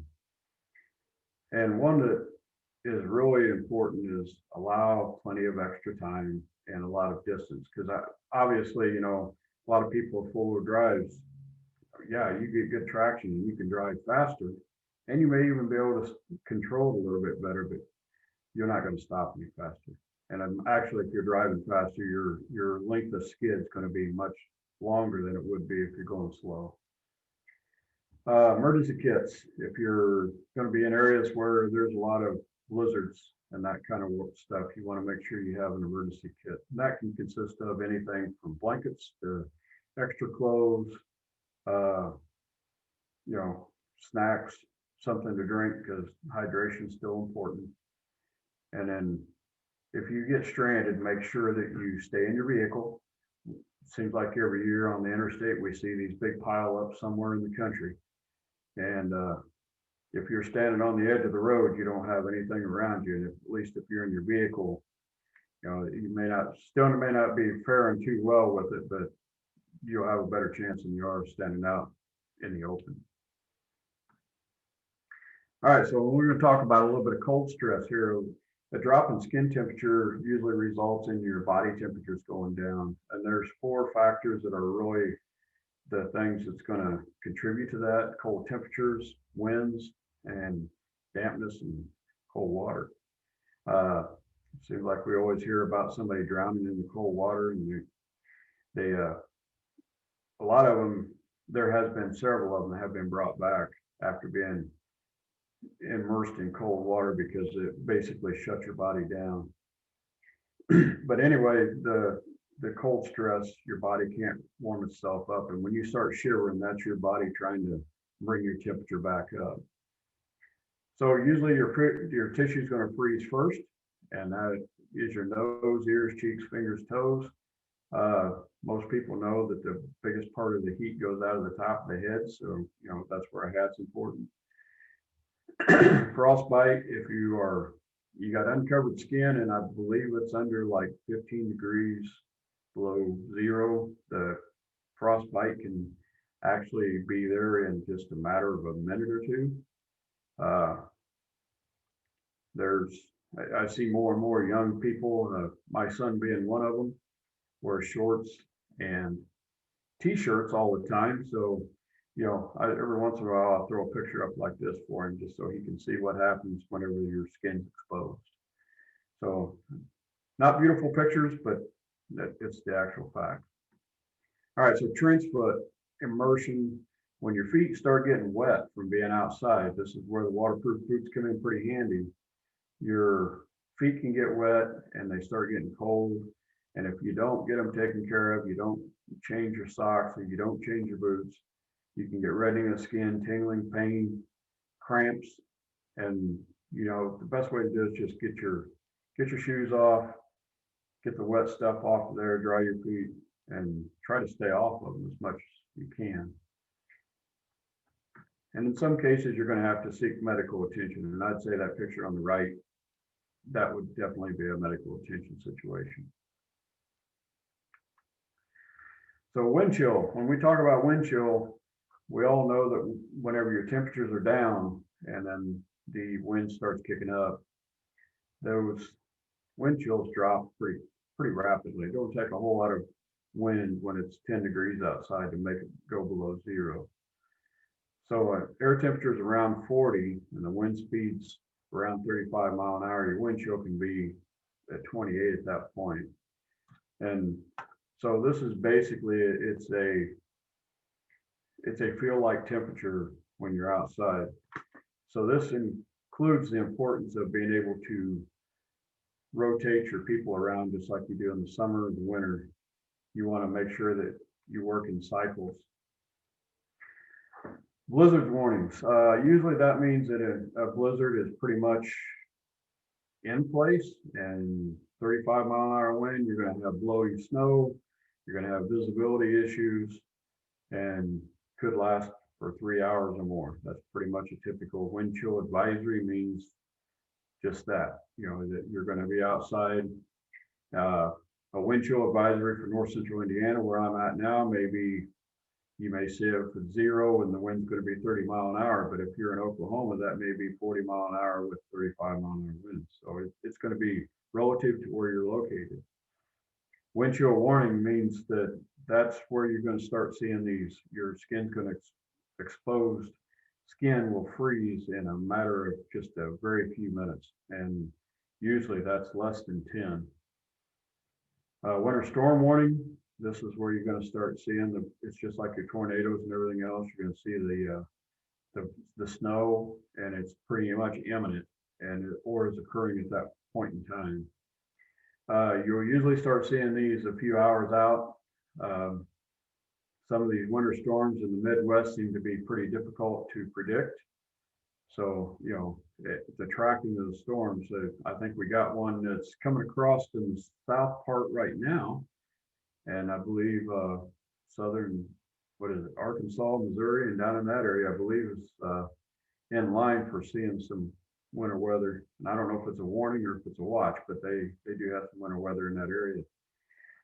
Winter weather advisories are sometimes they just put that out there to kind of give you a heads up, and hopefully you'll leave a little bit early. So being aware of what cold stress is, you want to make sure that you look back and you say, okay, well, how can we avoid it? Be aware of how your body's going to react. I mean, like I said, my son can go outside with shorts and t-shirt on, and he's 20 years old. I'm a little bit older than that, just by a little bit. I'm like John. I think I'm like 29, and I can't handle that cold quite as easy as what he does. So make sure you wear appropriate clothing. Of course, again, just keep that hydration going. Back in the old days, I knew a couple of snowplow drivers. They'd keep a bottle of bourbon in their truck because when they got cold, they'd take a hit of that and that'd warm them up. Well, that's actually doing the opposite. That'll actually take the heat out of your body more rapidly than it adds to it. Outdoor work during the warmer part of the day as much as possible, and you want to take breaks. If you're working out in the bitter cold, you want to take a break every so often, and we'll have a chart here in a little bit. Anytime you're working outside, it's kind of like working in a bin. You want to make sure you got somebody there who knows where you're at, knows what you're doing, and kind of keeps up with you and kind of watch out for each other.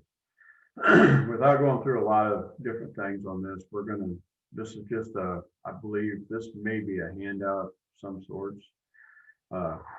It's kind of gives you a warm up for schedule for 4-hour shifts. So you can get warm ups in the middle, kind of go in, like in the summertime, we have the cool down period. So this is just the opposite, where you're going to be working outside and getting warmed up when you come inside. All right, so when you put a hard hat on, obviously those are not set for wintertime layers, and it don't count for a layer. It does not retain your heat. A lot of people will wear a stocking cap underneath of them. And the problem with that is, number one, is your hard hat usually is kind of a tipsy of even staying on your head with that point.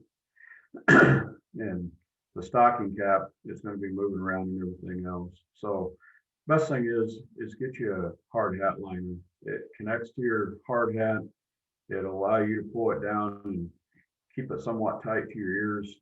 It usually has a chin strap on it, kind of helps hold your hard hat on as well. Glove liners under your gloves, always a good idea. As much as possible with that, you can it's going back into that layers. I've had gloves where I would put on a very thin layer. When I've been out on fire calls with different departments or accidents, there's times where those liners are pretty nice, and because like a lot of our rescue style gloves are not made for cold weather. So keeping that and keeping those fingers warm, that's pretty important. 3 layers of clothing are better than 1 heavy one. You don't want to wear them; they're not going to be real tight. Cleats on your boots. Again, I've I've ran off and on for several years now, and I used to run in the wintertime quite frequently. And I actually have a pair of running shoes that are like pods. They're almost like your cleats on your boots that are like a hiking boot. And they actually work a little bit better because you got several small areas of where you are contacting the ground versus having one great big flat surface. And then on the really bad days or a lot of ice, I would put a pair of yak tracks on or some sort of a cleat onto my shoes and my boots. Let's see. Water resistant gloves are always good because those gloves are, like I said, if your hands get cold, in my particular case, I know when my hands get cold, the rest of me gets cold, and it's just almost impossible to warm up. And then sunblock and sunglasses, and a lot of people don't understand why that is in the wintertime. If you get the snow on the ground and you get a lot of sunshine, you can get a sunburn just like you do in the summertime. And it also does that with your glasses as well. The sunglasses will keep your eyes from being inundated with all that sunshine, which is nice to have sunshine, but sometimes it's not that great. So with that, any questions? I don't know I hope I'm okay on time. Yeah, great information, Butch. Thank you so much. Here is your post-test question for Butch. Please take a couple seconds to complete that now. And thank you to everybody who's still here. We're going to hear from John Lee here in a few seconds. So Butch, if you don't mind, stop sharing screen. We'll go ahead and get John Lee up here. I don't see any questions yet, but I have a feeling that there will be some at the very end, which we have allowed time for. So again, to the attendees here, please feel free to drop any of your questions directly to me, Jody Brooks, or you can just put them in the chat box in general. Thank you for completing the post-test questions, which help with our Harwood grant. And John, if you want to change your display settings at the top again. Okay. Yep, that looks great. So you guys heard from John Lee earlier, and now he is coming back to close us out. We have just a couple minutes left to talk about winter hazards with handling grain. Okay, thanks, Jody. See, I'm not the only safety guy that has gross pictures. I used to show Jody bad pictures when she worked with us. I was kind of disappointed that Butch's bourbon trick, he said, wouldn't work to keep you warm. I might have to just test that out. I'm kind of a fan, so that was a disappointment, but okay. Well, mine is similar to Bruce's, but it's more of hazards of loading grain trucks and how to mitigate those hazards, or loading grain equipment. And I've always learned finish early, so this shouldn't take too long. But the topics I'm going to talk about are respiratory hazards, PPE, falls, malfunctioning equipment during cold weather, or any weather, actually. Some of what I have is not necessarily cold weather, it's just hazard loading vehicles. So malfunctioning equipment. So your spout gets plugged, chain comes off, gate won't open. How do you get up there? Falling snow or ice on equipment, like ladders and things, bulky equipment, and then example of an overhead collapse that I just recently read about. So how much dust is emitted? And according to the Illinois EPA, which is in Illinois, we're highly regulated. We have the federal EPA in Chicago, and then we have the IEPA, which is, we got the varsity squad in Chicago and the JV in Springfield. And IEPA, they regulate the grain companies. And they say that for every, there's 27 pounds of dust that is emitted for every ton of grain handled. So roughly 1 million bushels of grain handled equals 12,000 pounds of dust. So, they will say you make an omelet, you break a few eggs, you move some grain, you make some dust. I mean, it's just the way it is. Neighbors don't like you. You notice the guy up top there on this, I'm pointing to it, if you can see it, I think. He's on the side draw or a platform. The platform looks okay from this distance, but he's wearing a dust mask. So you don't want your employees eating that dust all day. And many times they stand up there on the platform to see how full the truck's getting. So what's the effects of grain dust and what's in dust? The effects of inhaling grain dust have been known for a long time. Since 1713, there was a Count Ramazzini, I think his name was, and he studied it. There was flour mill workers were getting sick even back then. And it was probably like a form of farmer's lung or something. But what's in grain dust? And this won't make you happy if you've ever breathed a lot of it.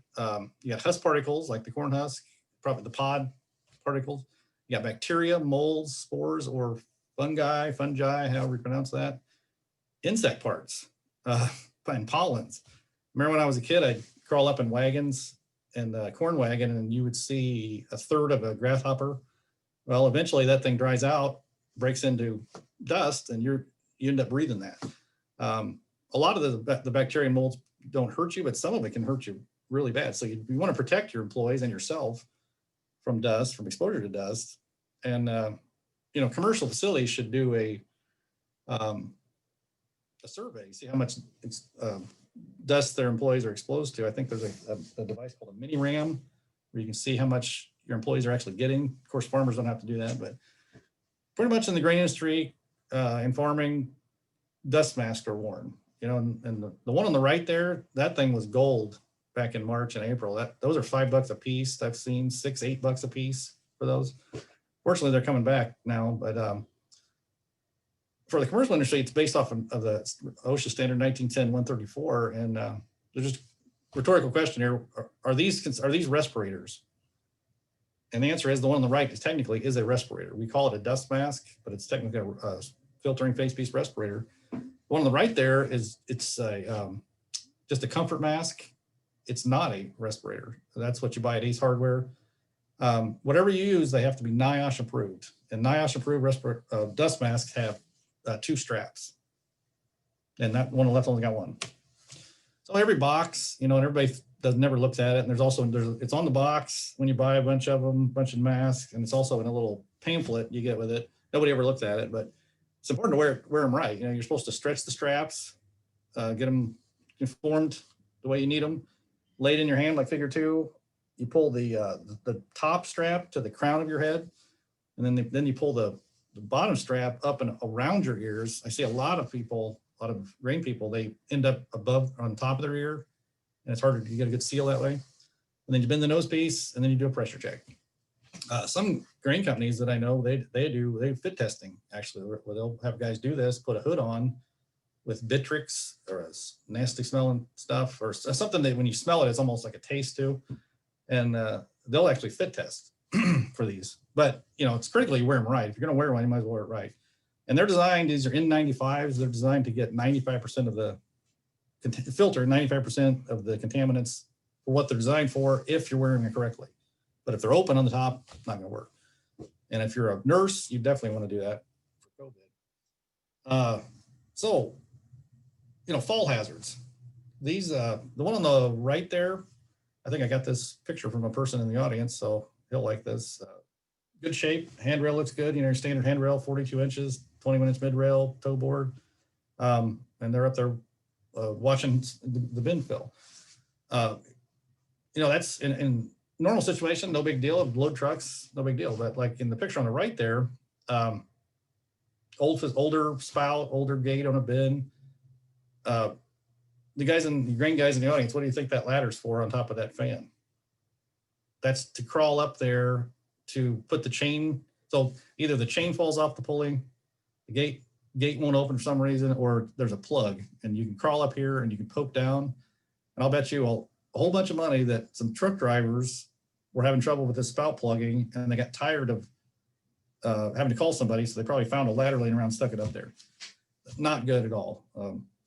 Here's a good example of what could happen to you. So this was several years, 2006. Employee crawled up. So the spout plug, just like I described in here, and it was doing that all day. And that platform, by the way, is not good. There, no handrail, it's not wide enough. A lot of problems there. But so the employee, he crawls up the truck, then he crawls up the spout, and he's kind of straddling it, poking a rod right here.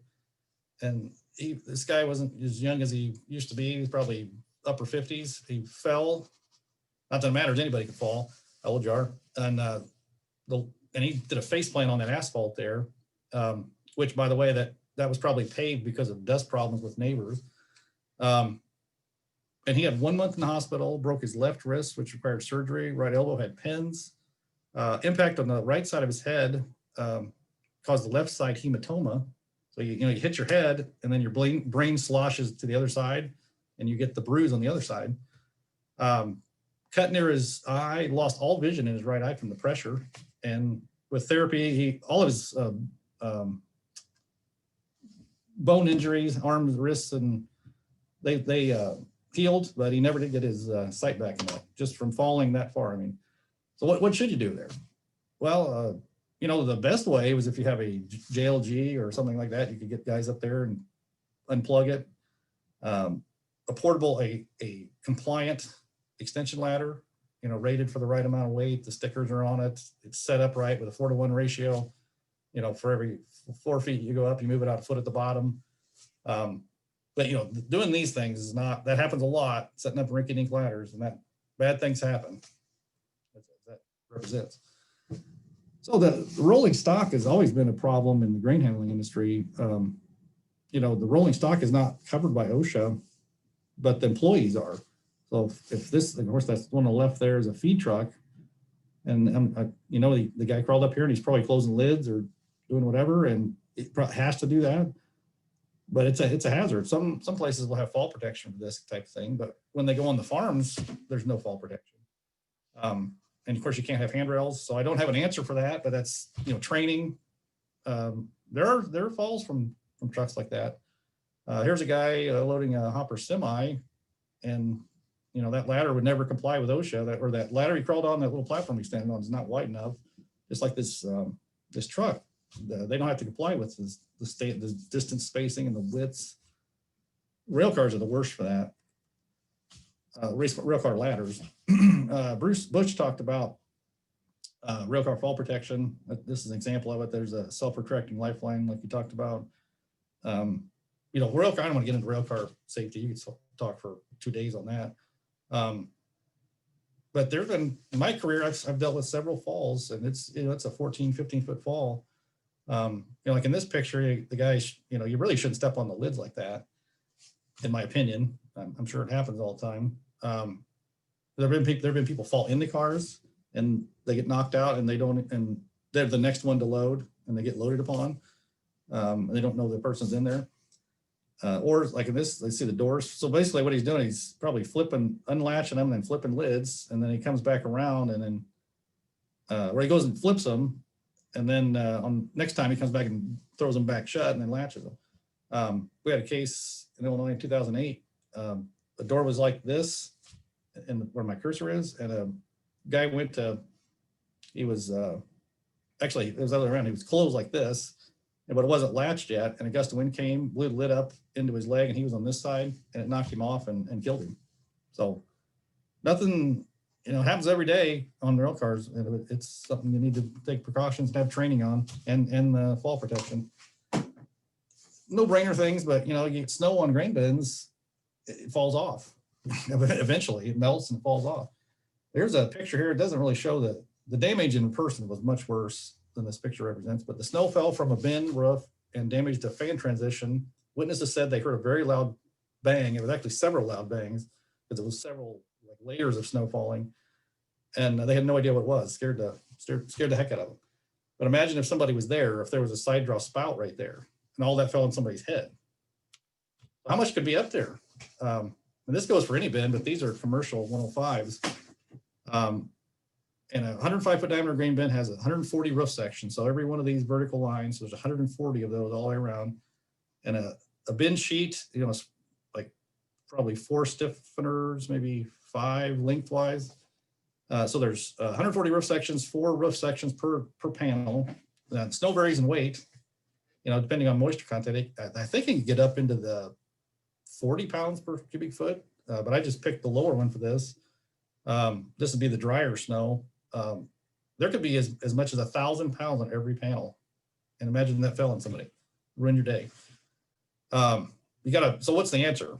I mean, whether you can't control weather, you've got to control where people are at, training. Hey, don't be up there. Other issues, you avoid areas like this, working underneath something like this. That's number one. And also, it might be 25 degrees, but the sun is out and that metal heats up, just like a road heats up, and the ice melts off of it. And that section could come off even on a day you don't think it would. So that's training issues. That'd be ice on equipment. And what do? You really climbing ladders and things. How'd you like to climb that ladder with a 1/2 inch of ice all over it? That's a real good way to fall. Also, this rail car's got a bunch of ice on it, and doesn't look like, well, they probably have fall protection farther up in this picture, but another hazard is lifting those lids. Those are extremely heavy.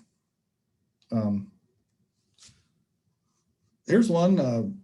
We got this from a person in the audience too. I think it's representing black ice, and sometimes it's 32 degrees out and it rained, and you think it's just wet, but it's actually ice. So you got to do the duck walk or the penguin walk on that situation. Other issues that cause problems loading vehicles, loading rail cars.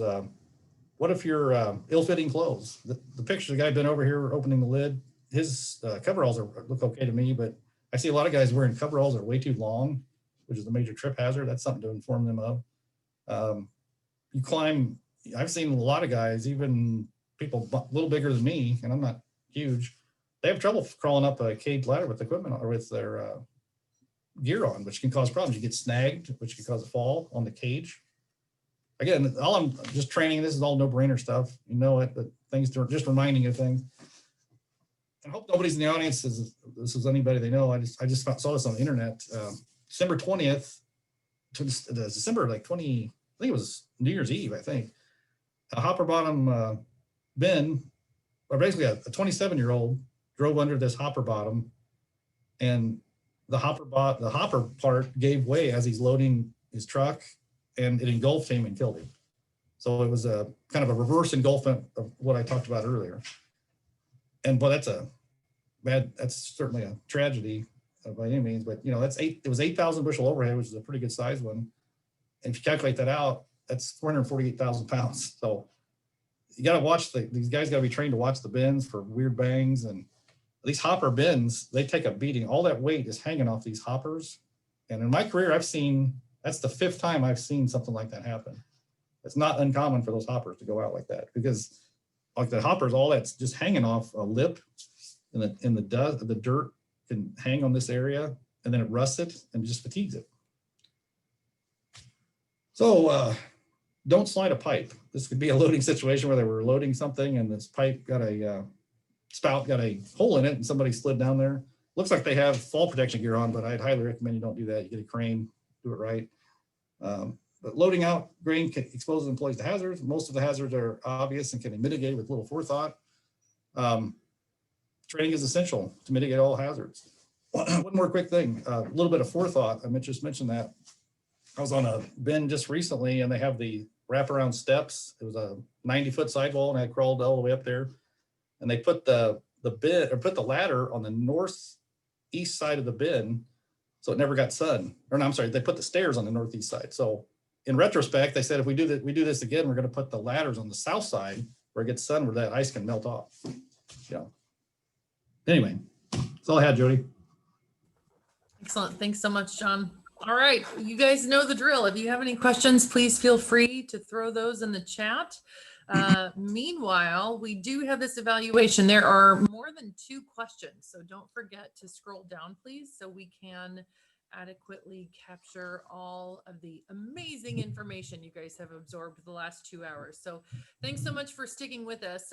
John, I do have one question that I think, given your OSHA knowledge, is probably we will gear this to you. So again, before we hit that, don't forget to do the post evaluation.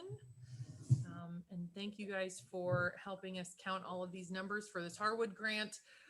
Okay, John, I think the question's a little twofold. It's about, hold on, I'm sorry. Let me, okay. Do you think that most commercial grain facilities are following OSHA's respiratory protection standard? Are they having workers medically cleared and fit tested for the respirators they need to use for grain dust? So I think one of the questions is, are commercial facilities required, and are they?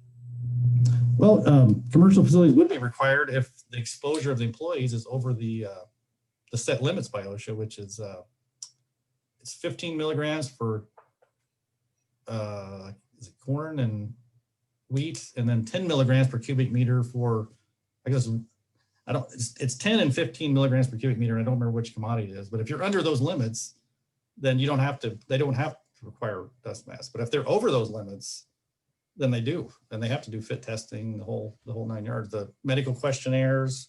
If they smoke, they'll probably have to do a pulmonary test, or potentially do a pulmonary test.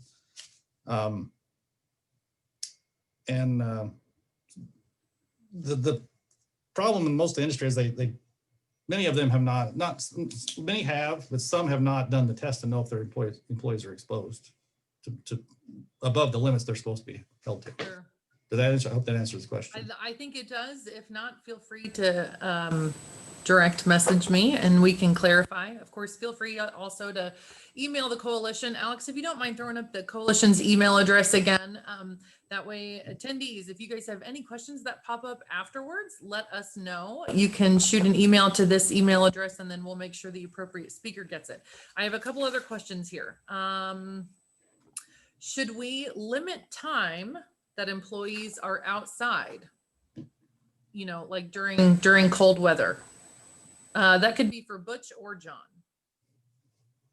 Butch, you want to take this? Yeah, I'll take that. Yes, absolutely. I mean, again, when you're working in wind chills and you're working in wet weather, just like the other day we had it, it was just a day that was hovering right around 32 degrees and it switched from rain, kind of a mist to a freezing rain to a snow, and it was just constantly moving back and forth with about a 10-mile-an-hour wind.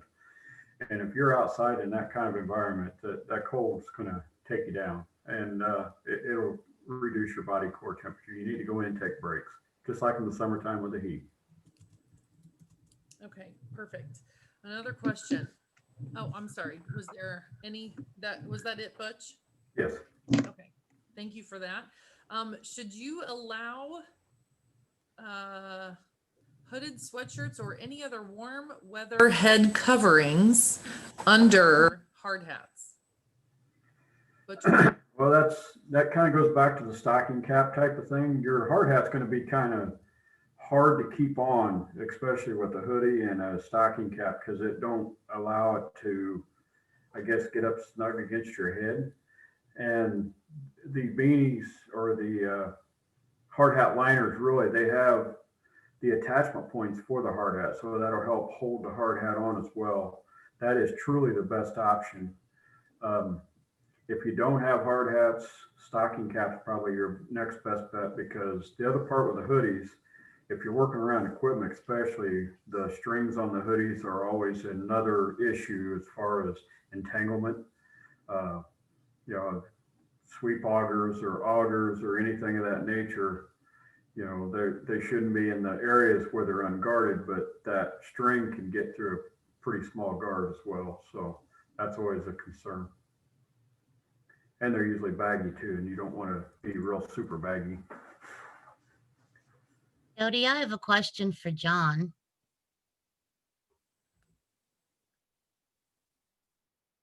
Jody? Oh, she froze. Hey, John, can you hear me? I can hear you, yeah. So this is going back to respiratory protection. At the beginning of the summer or whatever, people were finding it somewhat difficult to find appropriate respiratory protection because of, you know, the whole pandemic situation. Are, you know, we still experiencing shortages? Are people able to get it? Have you heard anything? Yeah, I think there's a lot more of it out there than there was. You know, some of those dust masks, I think that picture I showed had the 8210 3M dust mask, which doesn't have a two-way valve in it.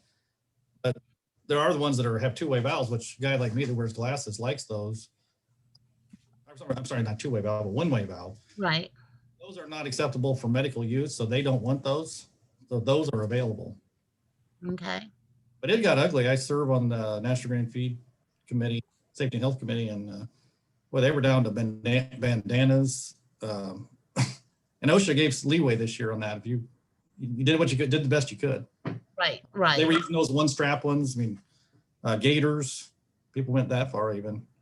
It got ugly, and a lot of the grain companies were good to donate their supply to the local medical, you know, the EMTs and the local hospitals.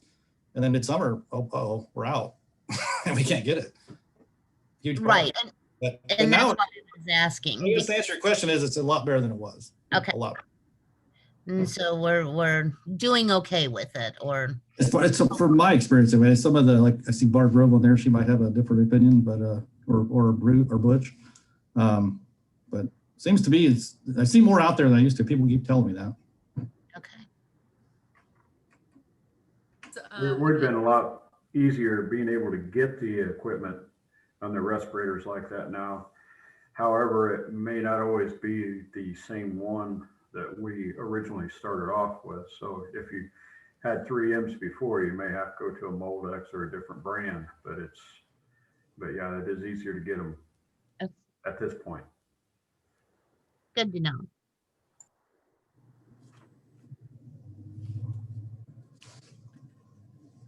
Excellent.